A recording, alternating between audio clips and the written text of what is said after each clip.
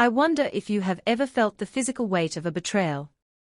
Not just in your heart, the familiar ache of disappointment, but a tangible presence on your skin, in the air you breathe. A change in atmospheric pressure that only you can perceive. I felt it on a Tuesday morning in late October, the day before I was to marry a good and gentle man named Arthur. It began not with a shout, or a tearful confession, but with a cold draft on the back of my neck. A place that had, for 64 years, been warmed by the weight of my own hair. I woke slowly, drifting up from a dream of my late husband, Thomas. In the dream, we were young again, planting the first sapling in the yard of our new house, a slender silver birch that now stood as a towering, graceful sentinel outside my window. His hands were covered in soil, and he smiled at me, a smile that had always felt like coming home. The morning light was thin and grey, the kind that promises a cold, clear day. I stretched, a familiar morning ritual, and my hand went to my braid, the thick, silver plait I'd slept in for decades. But my fingers found nothing. Just the silk of the pillowcase and the shocking, alien chill of my own skin. For a moment, my mind refused to process the sensation. It was a phantom limb, a part of me so constant, its absence felt like a violation of natural law. I sat up.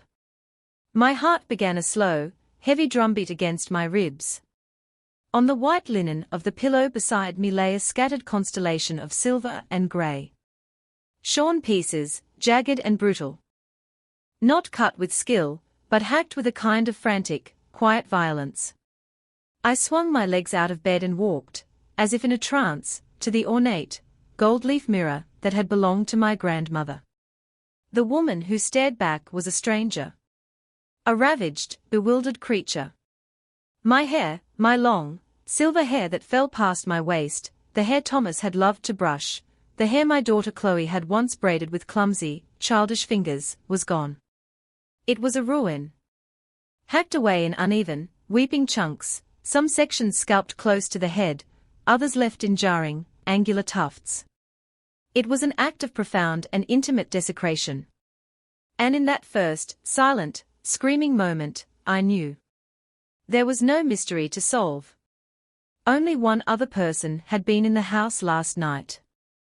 Only one person had the key.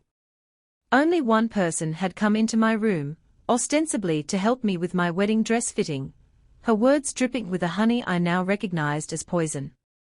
My daughter, Chloe. She had sat on the edge of my bed, brushing my hair with long, slow strokes, just as she had when she was a little girl. "You have to look perfect for Arthur, Mom," she'd murmured, her voice a soft purr. "Let me just give this a good brush out. Make it shiny for the big day." The memory, so sweet just hours before, curdled into something monstrous. The gentle tug of the brush, the soft weight of her hand on my shoulder, it was all a lie. A cover for the scouting of her terrain, the planning of her silent, nocturnal attack. The scissors weren't left behind. Of course they weren't. This was not a crime of passion, but one of cold, calculated malice. The why was a question that echoed in the vast, empty space where my sense of safety used to be, but even as it echoed, the answer began to surface, ugly and undeniable. It was about this house. It was about Thomas's legacy. It was about Arthur, a good man who represented a future I had chosen for myself, a future that did not revolve around my daughter's expectations. It was an act of erasure. An attempt to make me ugly, to make me small, to make me cancel the wedding, to make me retreat back into the quiet, predictable role of the grieving widow she was comfortable with. She had tried to shear away my new joy, to leave me exposed and ashamed. I stood before that mirror, touching the butchered ends of my hair, and I did not cry. The shock was too deep for tears. It had solidified into a cold, heavy stone in my gut. The silence of the house was absolute. The sentinel birch tree stood unmoving outside the window. The world had not ended. But my world, the one I had carefully, lovingly constructed on a foundation of trust and family, had been razed to the ground while I slept. The first phone call was the hardest. My fingers felt like clumsy sausages as I dialed Arthur's number. His voice, when he answered, was full of warmth and cheerful anticipation. "Good morning, my beautiful bride-to-be. Are you ready for our last day as single people?" The words were a knife. I couldn't speak for a moment, the lump in my throat a physical obstruction. "Elara. Darling. Is everything all right?" I finally found a whisper. "Arthur, you need to come over. Something has happened." The panic in his voice was immediate, a testament to his kind heart. "Are you hurt? Did you fall?" "I'm on my way." When he arrived 10 minutes later, letting himself in with the key I'd given him just a week before, I was sitting at the kitchen table, staring at a single, long strand of silver hair I had found on the floorboards by my bed. He stopped in the doorway, his face a canvas of confusion, then dawning horror. He didn't say, "What happened to your hair?" He saw beyond that. He saw the violation. He simply walked to me, knelt down, and took my hands in his. His were warm and steady. "Tell me," he said, his voice low and gentle. And so I did. I told him everything, my voice a monotone, detached thing, as if I were recounting a story that had happened to someone else. I told him about Chloe's visit, the hair brushing, the locked doors, the undeniable certainty. He listened without interruption, his grip on my hands the only anchor in my swirling reality. When I finished, a profound silence filled the kitchen, thicker than the morning fog outside.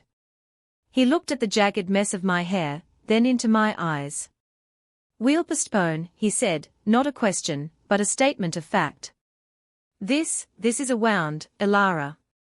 We can't just cover it with a veil. We need to let it heal." Relief washed over me, so potent it almost made me weep. He understood. He wasn't trying to fix it, to smooth it over. He was seeing the wound, not just the symptom. The hours that followed were a blur of phone calls. Cancelling the caterer, the florist, the officiant. With each call, I felt a piece of my carefully planned joy crumble into dust. The official reason we gave was a family emergency, a phrase so vague and yet so terribly accurate. Chloe called mid-morning. Her number flashed on the screen, and for a moment, I felt a surge of pure, unadulterated rage. I let it ring. And ring.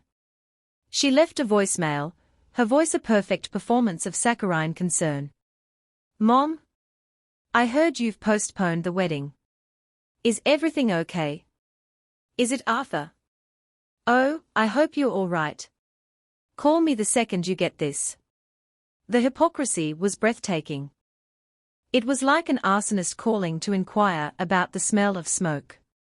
I deleted the message without listening to the end. I spent the rest of the day in a self-imposed exile inside my own home.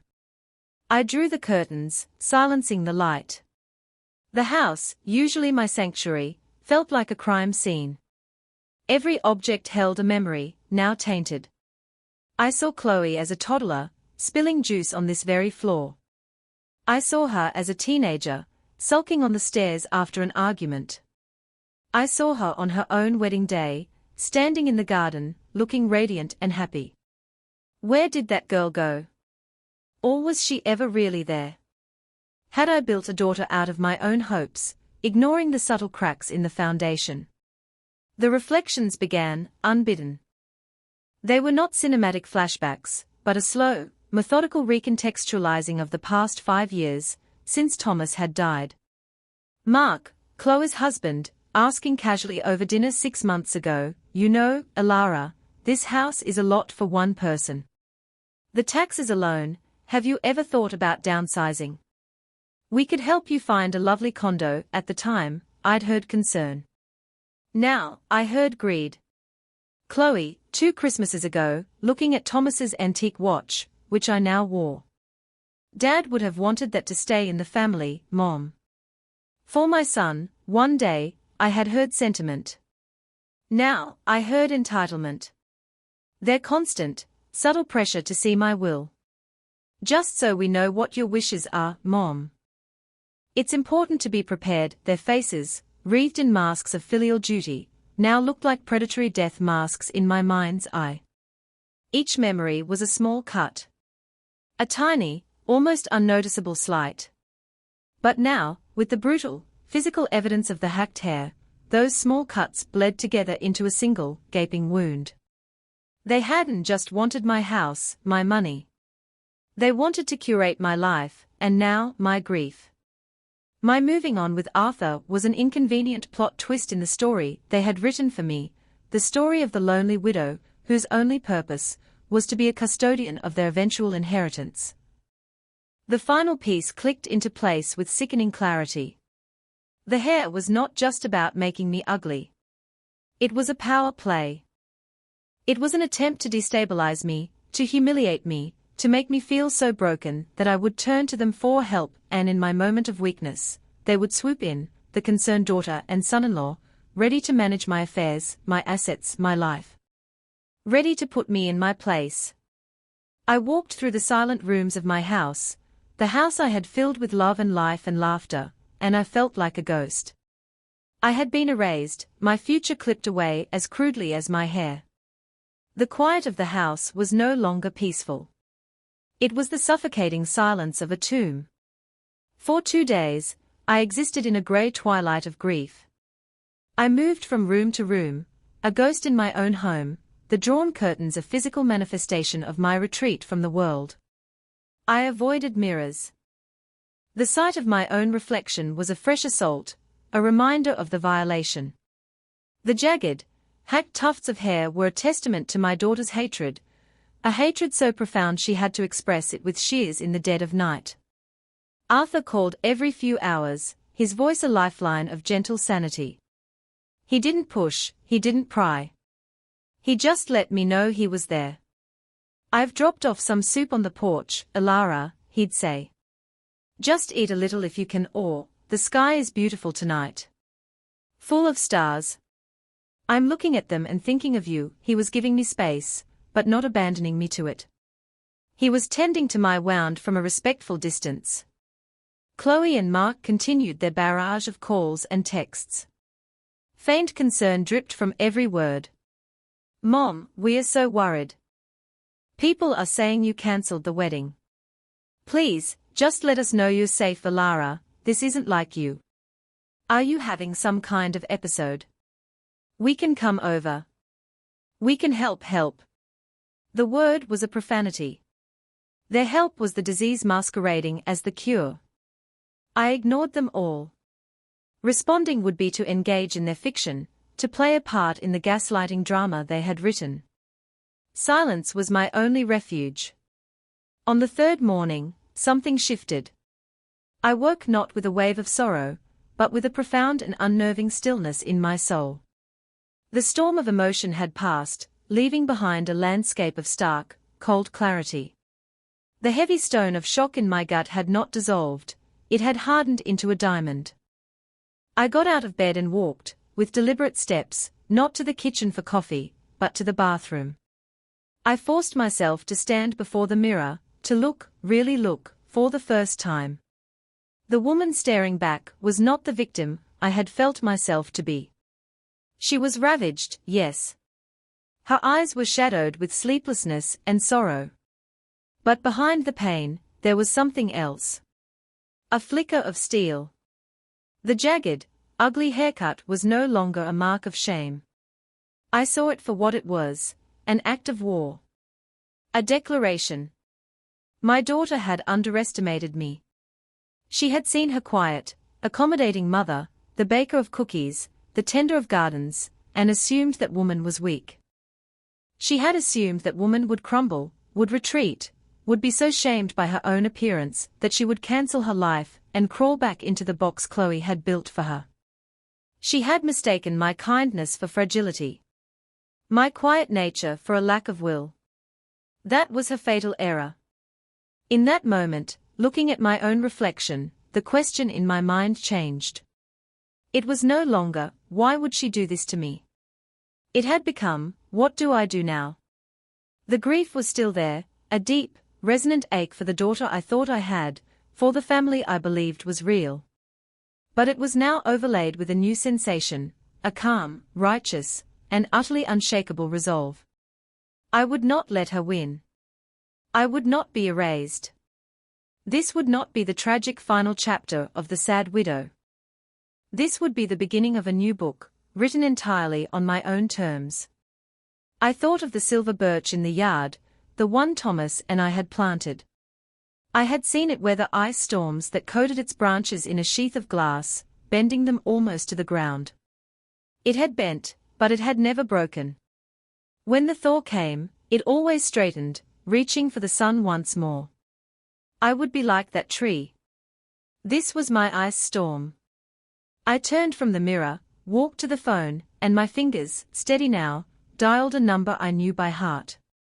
A number I hadn't called in months, but one that represented strength, clarity, and unwavering loyalty. My best friend of 40 years, Isabel. Her voice was as I remembered it, sharp, clear, and with no room for nonsense. Elara. Good heavens, it's good to hear from you. I heard through the grapevine you postponed the wedding. I was about to storm your castle to find out why. I took a deep breath. Isabel, I said, my voice low but firm, devoid of the tremor that had plagued it for days. I need your help. I need the lawyer in you, not just the friend. There was a pause on the other end, and I could practically hear her mind shift gears, her formidable intellect sharpening to a point. I'm on my way, she said. Put the kettle on. And Elara. Whatever it is, we'll handle it. As I hung up the phone, I caught my reflection again in the dark screen. The jagged haircut looked less like a wound now, and more like a crown of thorns I was about to set on fire. The quiet retreat was over. The time for fortification had begun. Isabel arrived less than an hour later, sweeping into my quiet house like a welcome gale of wind. She was everything I was not, loud where I was quiet, bold where I was reserved, dressed in a sharp crimson blazer that seemed to emit its own energy. She took one look at me, her eyes sweeping over my hair, her expression hardening from concern into a cold, controlled fury. But she didn't offer pity. Isabel had never been one for platitudes. She hugged me, a firm, brief embrace that conveyed more solidarity than 1,000 sentimental words. All right, she said, setting her leather briefcase on my kitchen table with a decisive thud. Talk. Don't leave out a single detail. We sat at the table, a pot of strong tea between us, and I told her the entire story. I recounted the night of the haircut, the sweet words from Chloe, the sickening discovery. I told her about the phone calls, the texts, the performance of concern. And then I went further back, unspooling the thread of memories I had re-examined, Mark's comments about the house, Chloe's possessiveness over Thomas's things, their insidious campaign to see my will. I laid out the evidence of their long, quiet siege on my independence. Isabel listened, her steepled fingers resting against her lips, her gaze unwavering. She didn't interrupt. She let the entire, ugly story spill into the space between us. When I finally fell silent, the kitchen was thick with the weight of my words. She took a slow sip of her tea, her eyes like chips of flint. The little viper, she said, her voice devoid of emotion. It was a clinical diagnosis. She didn't just cut your hair, Elara. She tried to sever your future.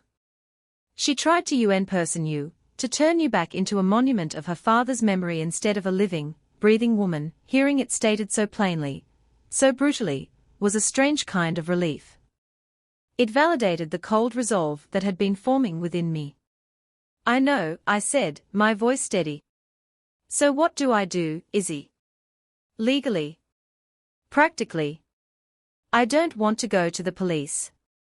A restraining order feels messy, and it's my word against hers. I don't want a war.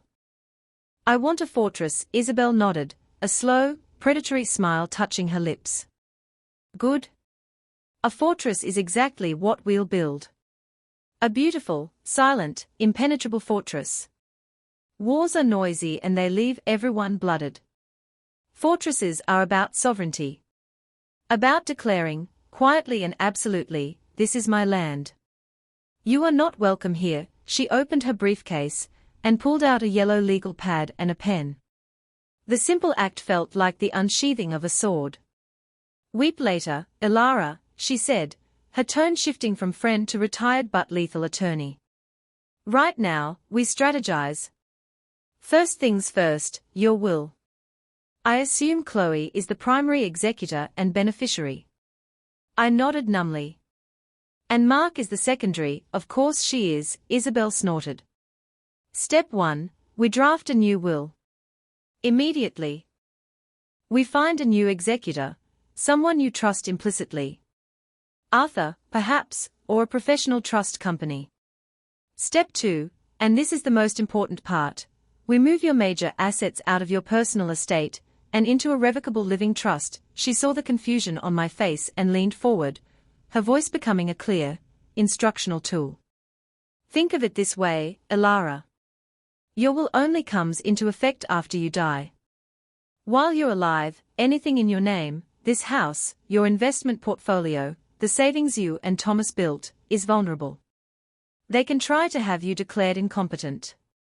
They can harass you, manipulate you, make your life a living hell to get you to change that will. A living trust is different. It's a legal entity that you create and control while you're alive. You are the trustee. You transfer the deed of the house into the trust's name. You move your stocks and bonds into the trust. On paper, Ilara Hale no longer owns this house. Though Ilara Hale Revocable Living Trust does. And who controls that trust? You. And only you. The concept began to dawn on me, a light of understanding in the fog. So, they can't touch it. They can't touch it, Isabel confirmed, tapping the pad with her pen for emphasis. They can't pressure you to sell it. They can't try to take control of it if they claim you're unwell. And you name a successor trustee, say, me, or Arthur, who only steps in if you are medically certified as unable to manage your own affairs. It bypasses probate. It's clean, it's private, and it is ironclad. It's a declaration of your own sound mind and absolute authority over your own life. She wasn't just explaining legal documents. She was handing me the blueprints for my own liberation. She was giving my quiet resolve a legal framework, a structure of steel and stone.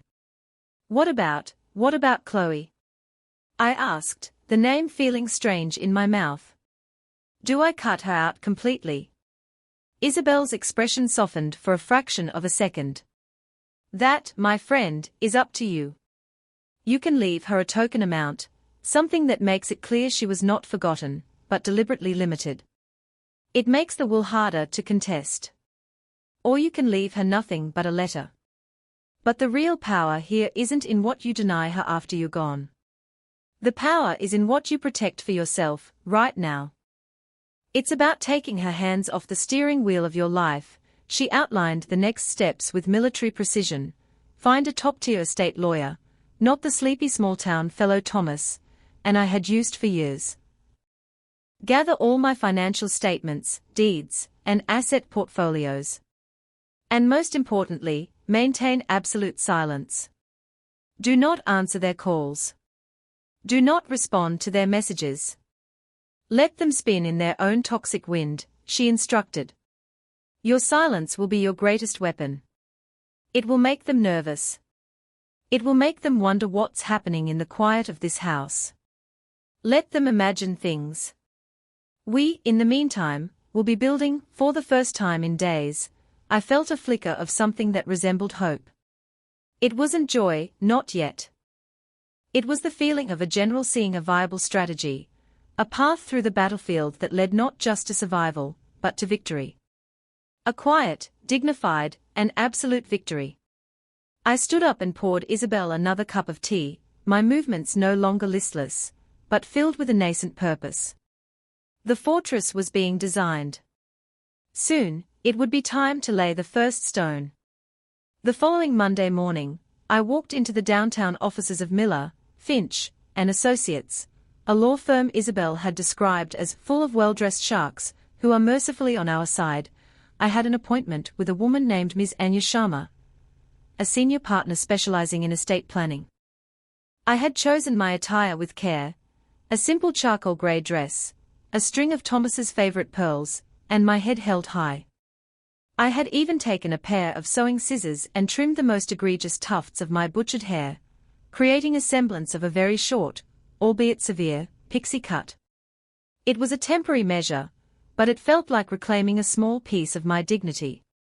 Miss Sharma was a woman in her late 40s, with intelligent eyes and an air of calm, unshakable competence. She didn't pry or offer condolences about my family emergency. She simply gestured to the comfortable chair opposite her large mahogany desk and said, "Isabel briefed me on the general situation. Please, tell me what you wish to accomplish, Mrs. Hale." That simple question, "What do you wish to accomplish?" was profoundly empowering. For years, my life had been about accommodating the wishes of others, Thomas, in his gentle way, and then Chloe and Mark, in their far more insidious manner. Now, I was being asked to define my own objectives. I took a deep breath and laid out the plan Isabel and I had formulated. My voice was clear and steady. I wish to create a revocable living trust. I want to transfer my primary residence, my investment portfolio, and my liquid savings into this trust. I will be the sole trustee. I want to draft a new last will and testament that reflects my current intentions. And I want to change my power of attorney documents, for both financial and healthcare decisions, effective immediately. I slid a folder across the desk containing all the documents Isabel had told me to gather. The deed to my house, bank statements, brokerage account details, my old will. Miss Sharma examined the contents, her expression neutral but focused. The language that had once seemed so foreign and intimidating, trustee, beneficiary, executor, fiduciary duty, now felt like the vocabulary of my own emancipation. As Miss Sharma explained the intricacies, drawing diagrams on a white legal pad, I felt the walls of my fortress beginning to rise around me, brick by silent brick. Each document she prepared was a stone set in place. Signing the engagement letter was laying the foundation. Compiling the list of assets was raising the first wall. The process was methodical, dispassionate, and deeply satisfying. It was a quiet, administrative rebellion. There was no shouting, no drama. Just the calm rustle of papers and the decisive click of a pen. It was the antithesis of the chaotic violence done to my hair. This was creation in the face of destruction. This was order overwhelming chaos. During the meeting, Ms. Sharma asked, regarding the beneficiaries of the new will, "What are your instructions for your daughter, Chloe?" The question hung in the air-conditioned quiet of the office. This was the heart of it, the most painful and necessary decision. I thought of the little girl with ribbons in her hair. I thought of the young woman who had stood beside me at her father's funeral, her grief seemingly as profound as my own. And I thought of the cold, calculating stranger who had crept into my room with scissors. "My daughter will be left the sum of $10,000, I said, the words tasting like metal. "And my mother's silver locket. The will should state clearly that this is not an oversight, but a deliberate and considered bequest, and that any attempt to contest the will shall result in the forfeiture of this amount." Ms. Sharma made a note without comment. "And the remainder of the estate, upon your passing?" she asked. "The trust's assets." "That," I said, feeling a new, more powerful idea take root, an idea that had been germinating since my conversation with Isabel, "will be handled differently. It's the next phase of the plan." After leaving the lawyer's office, I felt a strange lightness. The weight on my shoulders, the one I had carried for years without even realizing it, was beginning to lift. I was no longer just the custodian of Thomas's memory, or the placeholder for Chloe's inheritance. I was the architect of my own legacy. My next appointment was with a financial advisor, a man Isabel had vetted, who specialized in charitable giving and foundations. His name was Mr. Davies, and his office, unlike the lawyer's, was filled with plants and art. He spoke not of liabilities and legalities, but of purpose and impact. I told him my story, a more abbreviated version, focusing not on the betrayal, but on the future. I told him about Thomas, about our shared love for the community, for the garden we had built from nothing, for the idea of leaving the world a little more beautiful than we found it. I want to create a foundation, I explained. The Thomas and Alara Hale Community Garden Foundation. Its purpose will be to fund and support public gardens in underserved neighborhoods, to create green spaces for people who have none, to teach children how to grow things. As I spoke the words, the vision became clearer, more real. This was the perfect answer. This was how I would protect what Thomas and I had built. It would not be squandered on a new car for Mark, or a kitchen renovation for Chloe. It would be transformed. It would grow, and bloom, and nourish. It would be a living legacy, not a dead inheritance. Mr. Davies listened with genuine enthusiasm. This is a wonderful idea, Mrs. Hale. A truly beautiful way to honor your husband. We can set up the foundation, transfer the bulk of your investment assets into it over time. It can be the primary beneficiary of your living trust. You can direct it, shape it, watch it grow during your lifetime. The plan was now complete. It was a triptych of power, the legal fortress of the trust, the personal declaration of the will, and the generative, life-affirming purpose of the foundation. It was a strategy of such elegant, quiet strength that it took my breath away. It was not about revenge in the petty sense of the word. I was not slashing back. I was building something so strong and so beautiful on the ruins of my old life that my daughter's act of ugly destruction would be rendered insignificant, a small, pathetic footnote in a much grander story. I was not erasing her. I was simply writing a future that she was not entitled to be in. The next 2 weeks were a period of intense, quiet activity. It was like preparing for a storm, not by boarding up the windows, but by reinforcing the foundations of the house until it was an unshakable part of the bedrock. I met with Ms. Sharma 3 more times, signing documents that transferred ownership of my home, my portfolio, and my savings into the newly formed Alara Hale Revocable Living Trust. Seeing the official, notarized deeds and statements, with the trust's name instead of my own, gave me a profound sense of security. I was building a legal shield, a barrier of paper, and ink that was more powerful than any locked door. Simultaneously, I worked with Mr. Davies to establish the legal framework for the Thomas and Alara Hale Community Garden Foundation. We defined its mission statement, set up a board of directors, consisting of myself, Isabel, Arthur, and a respected local horticulturalist, and filed the necessary paperwork to make it a registered charity.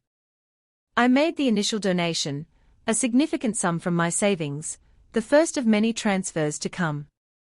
The act of signing that first check to the foundation felt more significant than any other. It was a redirection of resources, a conscious choice to channel the fruits of my life's work toward growth and community, rather than allowing them to be consumed by entitlement and greed. This wasn't just about protecting my assets, it was about consecrating them. Throughout this period, I maintained absolute silence toward Chloe and Mark. The calls came daily at first, then tapered off to every few days. The texts evolved from feigned concern to frustration, then to passive-aggressive accusations. "Mom, your silence is really childish. We are just trying to help. I hope you're getting whatever help you need, Alara. We are very worried about your mental state." Each message was a small, desperate attempt to regain control, to provoke a response, any response, that would allow them back into the narrative. I read them, then deleted them without reply.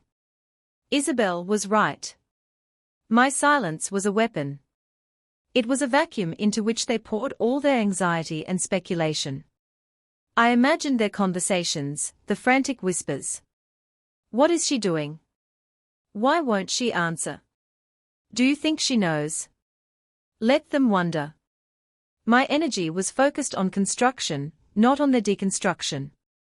Arthur was my quiet shadow of support through it all. He saw the new strength in me, the steel that had replaced the sorrow. He didn't question my methods. He held my hand when I came home from the lawyer's office, drained but resolute. He celebrated with a quiet toast when the foundation was officially incorporated. He was content to be the witness to my rebirth, offering love without demanding ownership of my journey. He was everything Mark was not. Finally, the day came when all the pieces were in place. The trust was fully funded. The new will was signed and stored securely in Ms. Sharma's office. The foundation was a legal entity with its own bank account. My fortress was complete. The shield was forged. It was time to send the summons. I sat in my quiet living room, the afternoon sun slanting through the windows, and dialed Chloe's number. She answered on the first ring, her voice sharp with a mixture of relief and irritation. "Mom? Finally. Where have you been? We've been worried sick." I did not engage with the drama. My voice was calm, neutral, and polite. "Chloe, I'm fine. I apologize for my silence. I've had some important matters to attend to. I need to speak with you and Mark about some of these affairs. It concerns the estate and my financial plans. Could you both come to the house this Saturday at 2 o'clock? There was a stunned silence on her end. I had thrown her a completely unexpected conversational curveball. "The estate," she finally stammered, the greed barely concealed beneath a thin veneer of confusion. Is everything okay with your health?" "I am in excellent health," I replied, my voice unwavering. "This is simply prudent planning. I feel it's important you and Mark are made aware of my decisions. Saturday at 2. Is that suitable?" Yes, of course," she said, her mind clearly racing, trying to calculate the angle, to anticipate the conversation. She likely imagined I was finally capitulating, perhaps to discuss selling the house, or to give her control over my finances, the very things her horrific act was designed to precipitate. She thought she had won. She thought my silence was the prelude to surrender. "We'll be there," she said. "We are just glad you're talking to us again, Mom." I hung up the phone without saying goodbye. I walked through my house, touching the familiar surfaces, the worn velvet of my reading chair, the cool marble of the fireplace mantel, the polished wood of the dining table where my family had shared so many meals. It was my house. My life. My legacy. I was not preparing for a confrontation. I was not girding for battle. I was simply preparing to present the facts. I was a sovereign in her own territory, about to calmly inform a foreign power that the borders had been redrawn, permanently. There would be no shouting, no accusations, no tears. Just the quiet, unassailable truth of my own independence. On Saturday, I woke with a sense of calm that felt entirely new. It was the calm of a captain who has steered their ship through a hurricane and now sails in the clear, quiet waters on the other side. The storm had been internal, and the safe harbor was of my own making. I spent the morning in my garden, my sanctuary. The late autumn air was crisp, and the leaves of my Japanese maples were a fiery crimson. I pruned the dead heads from my rose bushes, preparing them for the coming winter. The simple, rhythmic work of my hands in the soil was grounding. This garden was a testament to patience, to nurturing, to the understanding that some things must be cut back in order to flourish later. The metaphor was not lost on me. I dressed with the same deliberate care I had for my meeting with Miss Sharma. A simple navy blue dress, elegant and severe. No jewelry except for my wedding band from Thomas and the simple, beautiful engagement ring Arthur had given me. I had gone to a high-end salon the week before. The stylist, a chic woman named Celeste, had looked at my butchered hair with sympathetic but professional eyes. "A hateful act," she'd murmured, "but we can make it a statement." She had worked her magic, transforming the jagged mess into a sophisticated, sharply angled pixie cut that highlighted my cheekbones and the clarity in my eyes. It was modern, bold, and unapologetically my own. It was not the hair of a victim. At 1:45, I arranged 3 chairs in the living room. My armchair, and 2 upright dining chairs opposite it. I placed a small table between them. On it, I set a single, slim file folder. Nothing else. No offer of coffee or tea. This was not a social visit. At precisely 2 o'clock, the doorbell rang. I opened it to find Chloe and Mark on my doorstep. Chloe had arranged her face into an expression of gentle, loving concern, though her eyes darted past me, scanning the room, hungry for information. Mark's smile was tight and professional, the look of a businessman about to close a deal he felt was already in his pocket. "Mom," Chloe began, reaching for a hug. I did not move forward to accept it, forcing her to let her arms drop awkwardly. I simply stepped back and gestured them inside. "Please, sit down," I said, my tone polite but devoid of warmth. They sat, a little stiffly, on the 2 dining chairs, looking like supplicants before a throne. I took my seat in my armchair, the file folder in my lap. Chloe began the script she had no doubt rehearsed. "Mom, we were so worried. When you cancelled the wedding, and then we didn't hear from you, we thought the worst. We just want you to know, whatever you're going through, we are here to support you. Thank you for your concern," I said, my voice as cool and smooth as river stone. "But I am not in need of support. I am in need of clarity. That is why I have asked you here. I have spent the last few weeks making some important and permanent decisions about my financial and personal affairs, and I wanted to inform you of them directly." I leaned forward and placed the folder on the table. "As you both know, my previous will named you, Chloe, as the primary beneficiary and executor of my estate. That is no longer the case." Chloe's mask of concern flickered. A crack appeared, revealing the raw shock beneath. Mark's professional smile vanished, replaced by a focused, predatory stillness. "I have drafted a new will," I continued, my voice even and measured. "My entire estate is now held within the Alara Hale Revocable Living Trust. I am the sole trustee. This means I, and I alone, have complete control over all my assets, including this house, for the duration of my life." I paused, letting the words sink in. The silence in the room was deafening. It was thick with the unsaid, with the crime that had precipitated this very meeting. My haircut. Their greed. The air crackled with it. "In my new will, I have left you, Chloe, a sum of $10,000, and my grandmother's locket. So that you cannot claim you were forgotten." Chloe's face, which had gone pale, was now suffused with a blotchy, angry red. $10,000, she whispered, the words incredulous. After everything." Mark put a hand on her arm, a restraining gesture. "Alara," he said, his voice taking on a tone of strained reason. "This is all very sudden. Are you sure you've thought this through? Sometimes, after a shock, like postponing your wedding, people don't make the clearest decisions. Perhaps we should review these documents with your old lawyer." "I have a new lawyer," I cut in, my voice sharp for the first time. "And my mind has never been clearer. My decisions are final." I then delivered the final, crushing blow. "The sole beneficiary of the living trust, upon my death, is a charitable foundation I have established. It is called the Thomas and Alara Hale Community Garden Foundation. Everything, this house, the investments, the savings, all of it will be used to create public gardens in this state. A living legacy of growth and beauty." Chloe stared at me, her mouth slightly agape. The performance was over.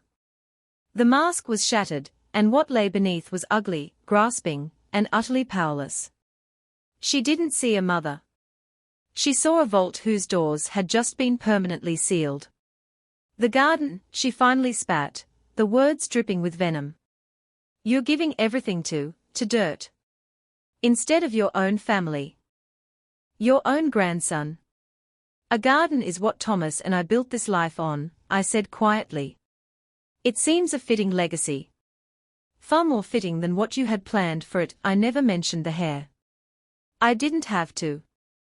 It was the ghost in the room, the silent, screaming testament to why we were here. By refusing to speak of it, I refused to let her engage with it, to explain it away, to apologize for it, to justify it. I simply presented the consequences. It was a sentence delivered for a crime that was never officially named. The quiet reckoning was complete. The aftermath of my quiet declaration was not the explosion I might have once feared, but a slow, ugly implosion. Chloe's face contorted, a mask of disbelief curdling into pure, unfiltered rage. "You can't do this," she hissed, her voice low and trembling. "This house is Dad's house. It's our family's legacy. You're giving it away to strangers." Mark, ever the pragmatist, was already calculating the legal angles, his face a tight knot of fury and concentration. "This is absurd, Ilara. You've clearly been influenced. This Arthur fellow, or that friend of yours, Isabel. We can contest this. We can argue undue influence.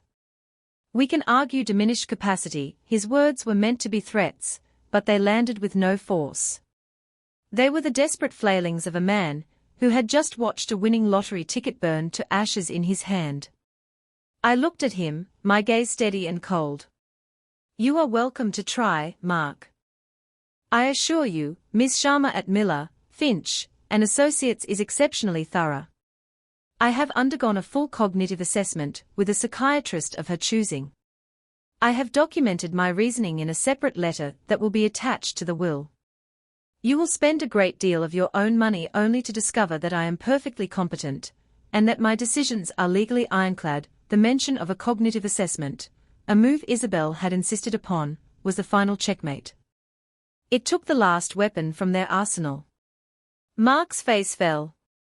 He knew they had lost. Chloe, however, was not so rational. The last vestiges of her control shattered. "Why," she cried, her voice rising to a shrill pitch. "After I took care of you all those years after Dad died. After everything I've done for you." The sheer audacity of the statement almost made me laugh. "Everything you've done for me," I repeated, my voice still quiet, but now edged with a fine, sharp layer of ice. "You mean everything you've tried to take from me? Tell me, Chloe. What part of taking care of me involved coming into my room while I slept?" I let the question hang in the air, my eyes locked on hers.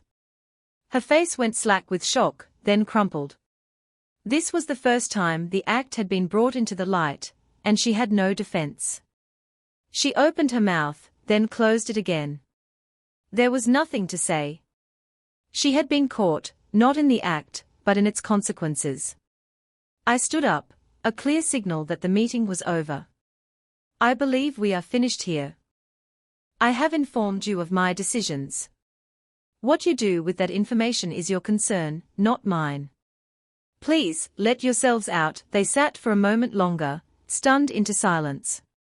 Then Mark stood, pulling a still trembling Chloe to her feet. He gave me one last look, a look of pure, unadulterated hatred. Chloe wouldn't look at me at all.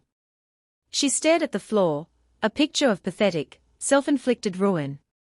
They left without another word. As the front door clicked shut behind them, a profound silence descended upon the house. But it was not the suffocating, grief-stricken silence of weeks before. It was a clean silence.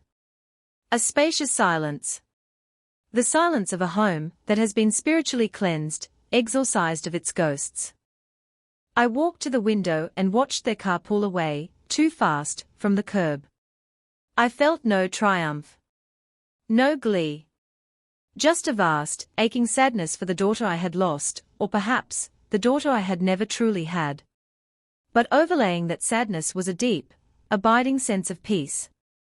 The peace of a battle well fought, and a future secured.